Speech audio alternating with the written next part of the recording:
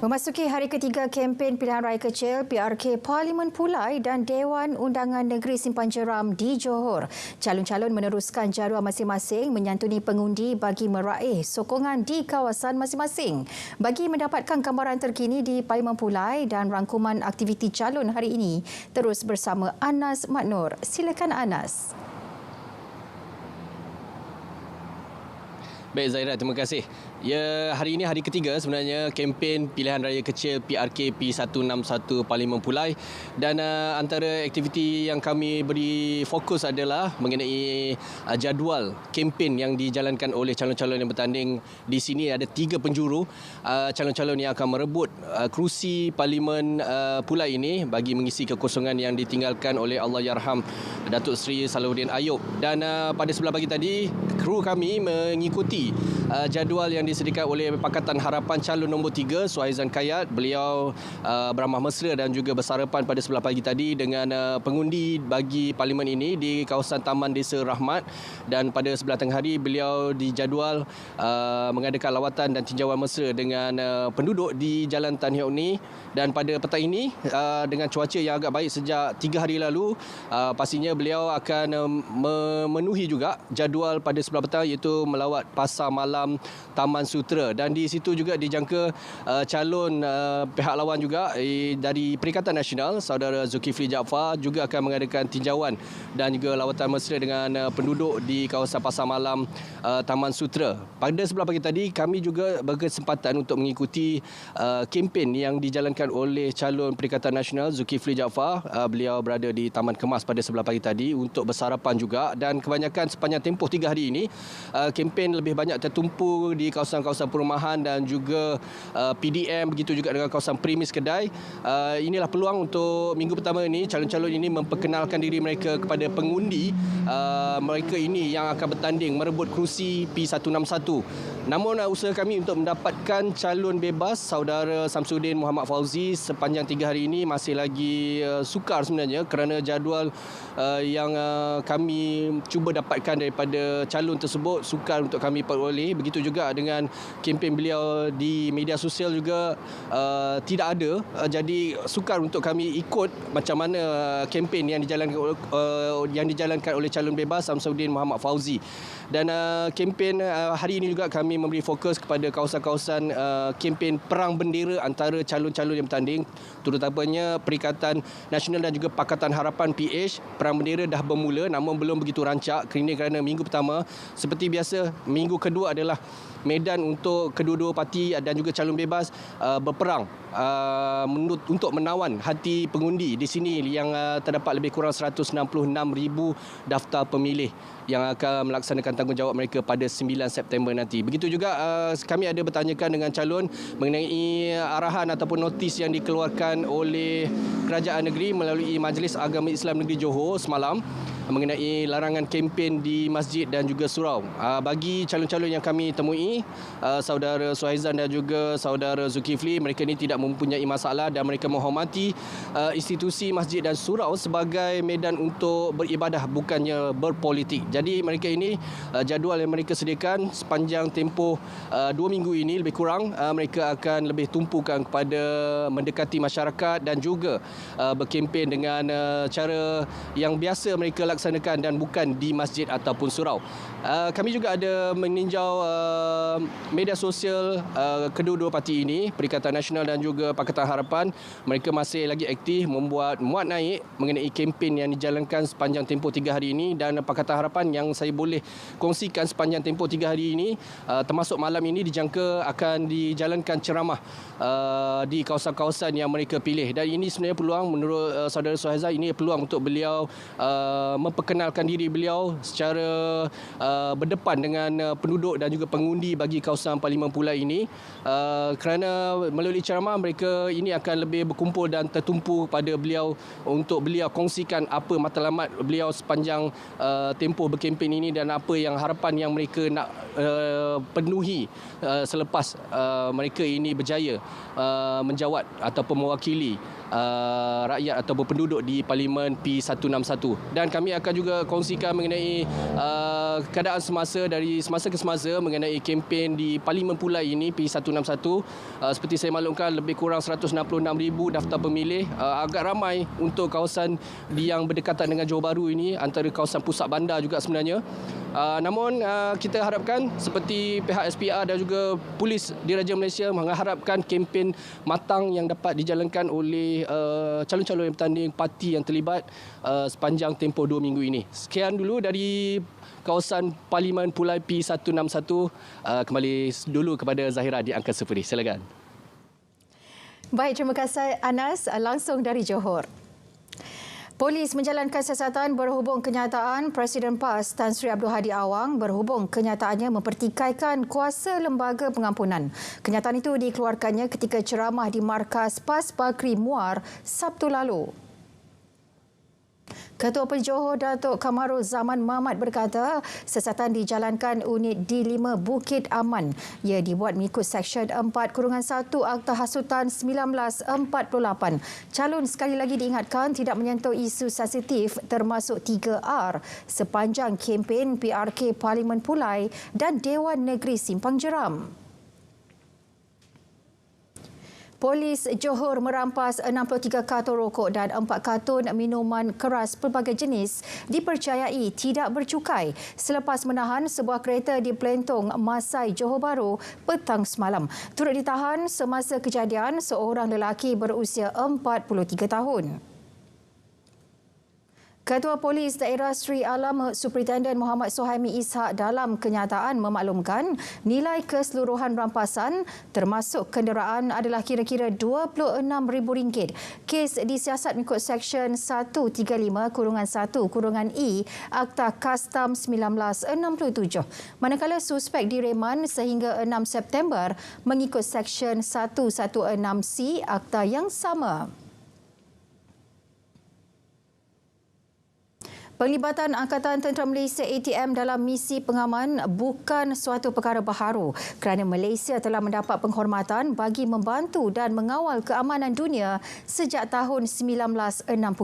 Penghormatan itu diberikan kepada Malaysia sebagai negara ke-16 kerana berjaya menghantar tenteranya berkhidmat di bawah Pertubuhan Bangsa-Bangsa Bersatu PBB. Panglima Markas Brigad ke-7 Infanteri Malaysia, Brigadier Jeneral Muhammad Surya Muhammad Saad berkata, pelibatan berterusan ini membuktikan ATM sentiasa bersiap siaga malah dapat menunjukkan anggotanya mempunyai kepakaran dalam melaksanakan misi pengaman. Memainkan peranan penting dalam pelaksanaan dasar diplomasi pertahanan asing dan kejayaan seperti usaha ATM ini bukan sahaja dapat meningkatkan profil Malaysia tetapi mengukuhkan lagi hubungan yang telah lama terjalin antara ATM dan rakan sejawatan. Beliau ditemui di program Diplomat Minda Taklimat dan Perkongsian Misi Keamanan dan Kemanusiaan ATM dalam tugas pengaman di Somalia bersempena tayangan filem Malbat Misi Bakara di Johor Bahru. Menu rahmah yang dilaksanakan kerajaan sejak 31 Januari lepas berjaya memberi impak besar kepada rakyat Malaysia. Ini jelas terbukti apabila inisiatif ini bukan sahaja mengurangkan sesetengah pihak, sebaliknya membentuk konsep perpaduan yang murni terutama dalam perniagaan. Ain Najiah Ahmad Mazlan ada laporannya.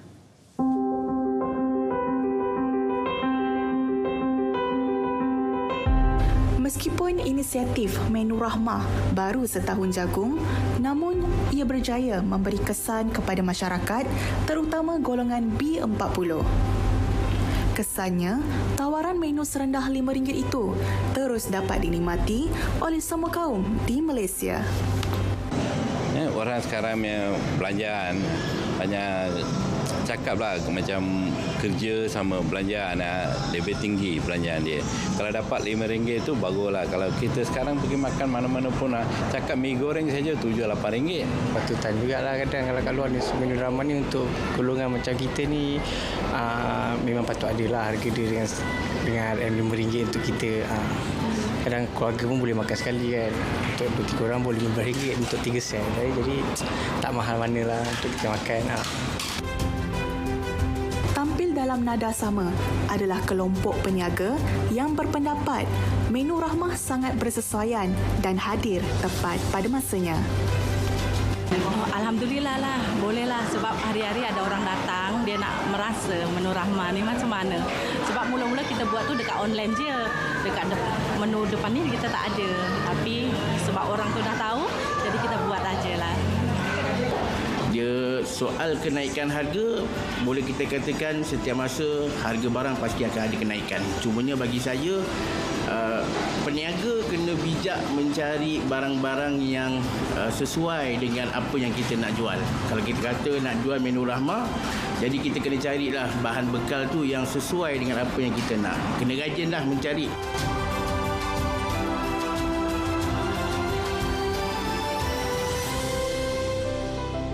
Inisiatif Menu Rahmah yang diperkenalkan oleh Kementerian Perdagangan Dalam Negeri dan Kos Sara Hidup sejak 31 Januari lalu telah terbukti dapat membantu ramai pihak, bukan sahaja dalam menepani kos sara hidup yang semakin meningkat, malah ia juga dapat merancakkan lagi sektor ekonomi negara. Ain Haji Ahmad Mazlan, RTM.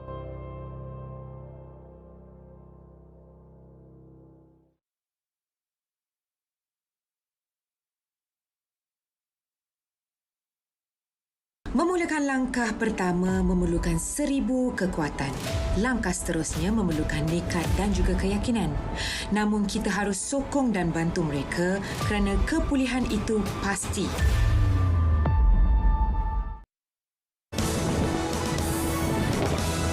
Zahirkan rasa cinta kepada negara sempena sambutan Hari Kebangsaan dan Hari Malaysia 2023. Gelorakan semangat patriotik dengan kibaran bendera, lambang kemegahan negara. Hormati jalur gemilang dengan cara pengibaran yang betul. Ayo, kibarkan jalur gemilang. Baik, saudara, kembali dalam berita wilayah. Lafaz Ikrar Rukun Negara dengan bacaan penuh mukadimah adalah inisiatif positif bagi membolehkan masyarakat menyemai tak setia dan rasa kecintaan kepada negara. Menurut Exco Negeri Sembilan Tengku Zamrah Tengku Sulaiman, frasa awal Rukun Negara menyeru rakyat untuk mengekalkan identiti sebuah negara majmuk yang bersatu padu serta rakyatnya berganding bahu menjaga serta memartabatkan negara. Rukun Negara dibentuk dengan tujuan utama iaitu membentuk perpaduan yang kokoh. Prinsip-prinsip yang terkandung dalam Rukun Negara jelas merupakan kunci kepada keharmonian dan perpaduan kaum demi kejayaan dan kestabilan Malaysia. Malah lafaz awal itu juga merupakan elemen penting dalam mengukuhkan perpaduan dalam masyarakat berbilang bangsa, seterusnya menjamin kestabilan negara.